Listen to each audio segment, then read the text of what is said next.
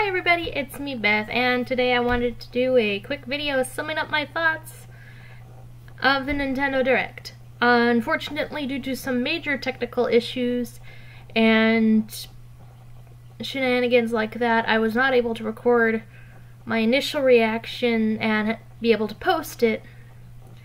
And, well, oh well.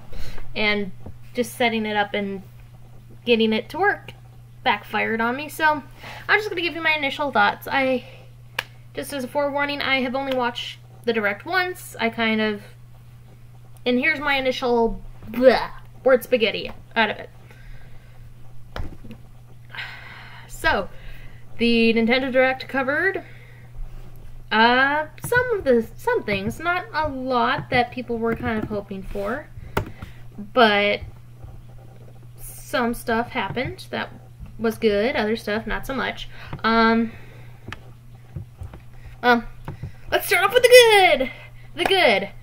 Fire Emblem Three Houses, we got some more information and a solid release date, barring any sudden delays, so knock on wood product, knock on something. There we go. It doesn't get delayed again. Bloodstained Ritual of the Night has a release date on the Switch, which is awesome. I'm excited for that game. I was one of the backers for that game, so yay! Good to see it's coming to the Switch. Mario Maker 2, Super Mario Maker, is coming to the Switch as a sequel.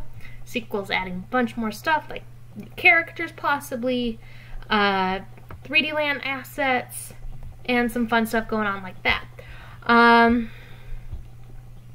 We got to see the Joker's model for Super Smash Bros. Ultimate, but that's pretty much all we got, and I'll get into my thoughts regarding that in a little bit as well. Disney Tsum Tsums are coming to the Nintendo Switch, and it looks absolutely adorable. Yoshi's Crafted World looks absolutely adorable. I will take everything in there. And also, in regards to taking everything there, the Nintendo Switch version of The Legend of Zelda Link's Awakening. Yes, yes, yes, I will be taking all of it. All of that for this, all the merchandise for that. Give me the little adorable things. All of it. And there's some cool stuff, like the Dragon Quest looks kind of cool. The styles for Rune Factory and Slay Monsters, Save Souls, the Oninaki look interesting, the art style at least. They acknowledge Bayonetta. They at least said, hey, we know you're wondering about Bayonetta 3. But that was about it. So, let's move on to my cons of this Direct.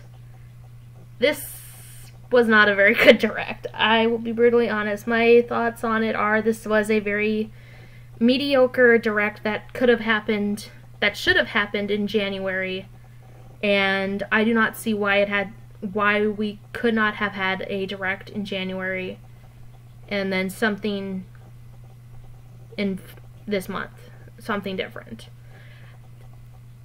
No conversation about Bayonetta. We got, yeah, we know you guys are worried about Bayonetta, but don't worry, we're still working on it. That's it. Of course, yeah, you end it with like the drop of Link's Awakening, which is awesome. Looks really cool and stuff, but you know, you kind of gave us a question-raising thing with that trailer you dropped for Bayonetta 3, so it would have been kind of nice to have at least something.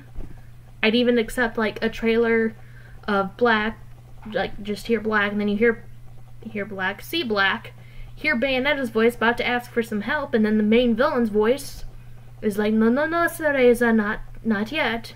And then, you know, to get us hype about that. Oninaki does not look like it will make any sense. I don't really understand what the story and plot is in regards to that. and it might have just been I was like, I have to watch it a couple times, but it just kind of seemed like not quite registering the world aspect of it. Other issues regarding story is Astral Chain, because that seems like 3 different animes, 3 different mangas, and 3 different video games, all certain plot elements, every sci-fi trope that's come out in recent years all mingled together with a sort of Persona thing. And it looks pretty. The voice acting's pretty good. I have no idea about this story, but okay, we'll see what else. There was also a lot of that this direct. Was like, wait and see, you'll hear more. You'll hear more. You'll hear more. Under Deltarune, the first chapter is coming out for free, so they're doing it very similar to Bendy and Ink Machine, where the first chapter was free, but you have to purchase the rest of the chapters as they come out. And we have no update on the second chapter, despite it being a while.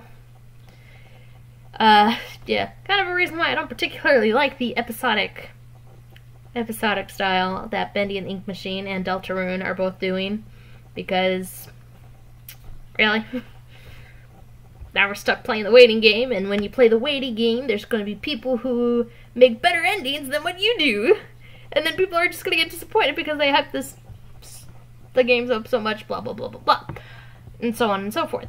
And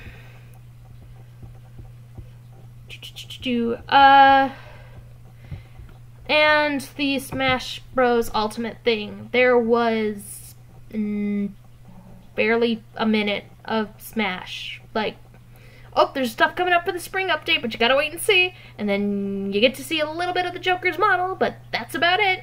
You gotta wait and see. He'll be here at the end of April, but hopefully by April. You'll have to wait and see. And it's like, we waited. At this point, you can just... Why don't you guys just come out and say, yeah, Joker sucks. We have no idea how else to put this stupid game together. Just shut up and give it your money. Because at this point, I'm getting a little frustrated.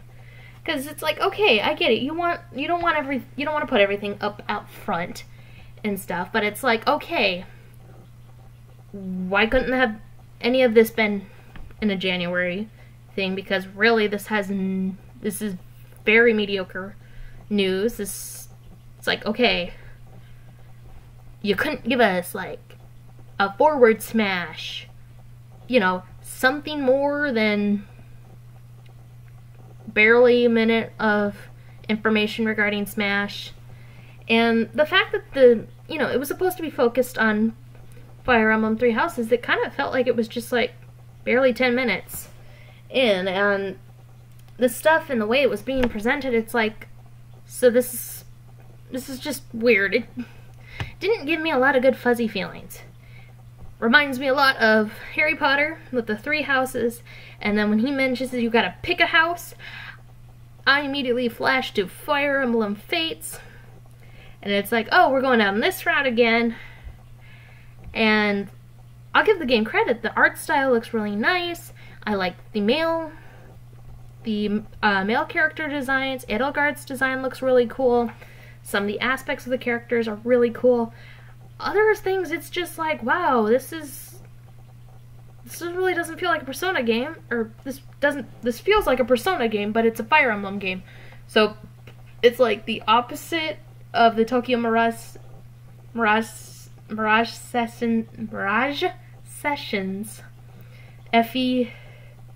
So like, instead of like, it's sort of Persona in modern day elements type things, but it's with Fire Emblem characters to an extent.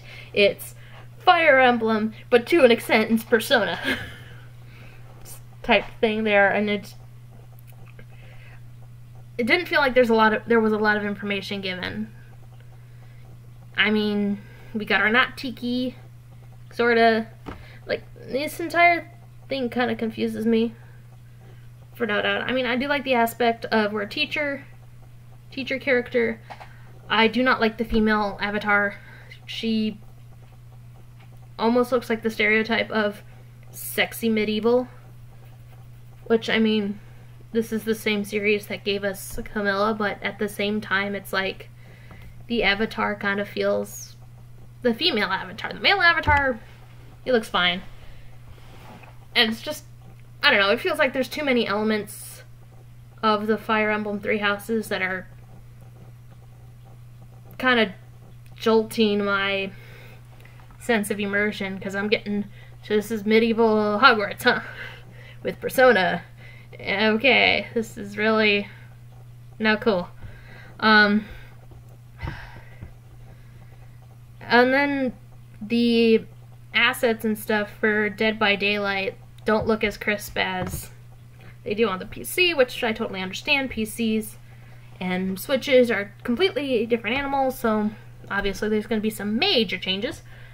But, you know, we'll have to see when they're fully released, and, you know, Let's Players and YouTubers actually kind of play the game on the Switch and see how it compares to the PC. One final thing I do want to point and give my thoughts on is the fact that a large chunk of these games that have co-op and online games require the Nintendo Switch Online. And I know that a lot in my video game watching stuff and rounds, there was a lot of complaints about Nintendo Online. Nintendo Switch Online, this paid program. Nintendo, you need to change it because this obviously isn't working. And I guess it was kind of foolish to think, but I kind of thought, you know, hey, Nintendo, at least acknowledge, yeah, there's some major bugs that need to be worked out with the Nintendo Switch Online, because yes, you have some exclusive games that require your online, but at the same time, you know, you can go to like a PS4 or an Xbox and be able to do the online for, yeah, slightly more expensive, but you get a lot more stuff. You get a lot more bang for your buck. Here it's just kind of like, have some NES games and play online and play some Tetris against 98 other people. It's like, really? Oh, and you can only have certain save data for your game, so we don't cheat. Really? Ugh. And I have a feeling online's gonna play an integral part with the Super Mario Maker, but I'll cross that bridge when it gets there. I'm also kind of surprised that we didn't even get, like, any mention of Pokemon. Like, not even a, hey, here's the president of Nintendo, go ahead and do your spiel, and he does the, hey, keep an eye out for next week, or keep an eye out, we're gonna get some really cool stuff, or it's just kind of, I don't know, it just kind of feels like this was that it's just very mediocre. It's like, would I've been happier if we included some Pokemon?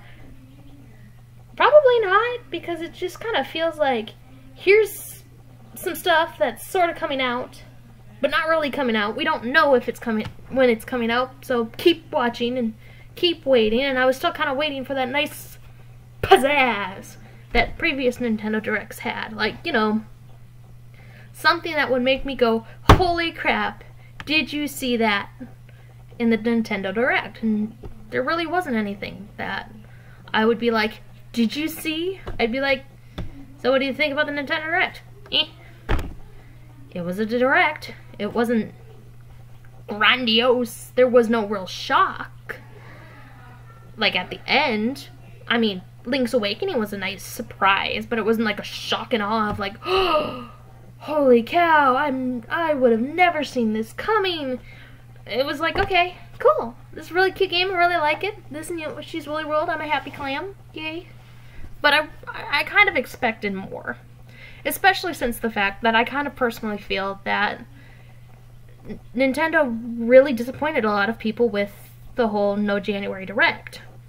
And you gotta win back some customers, because if you're not gonna do a Nintendo Direct, you gotta do something big and astronomical. Be like, yeah, this is why there was no Nintendo Direct, because we need to have some time so we can flesh out showing this cool stuff off to you.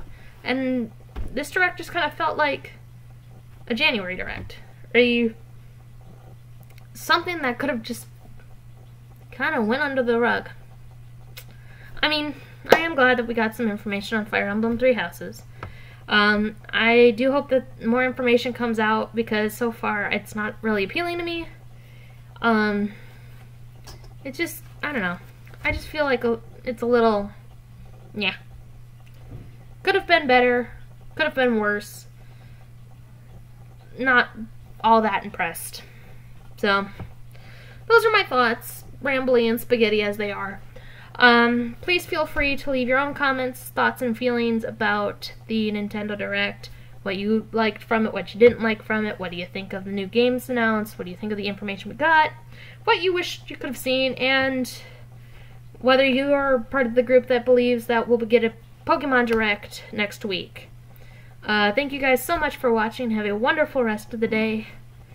Bye.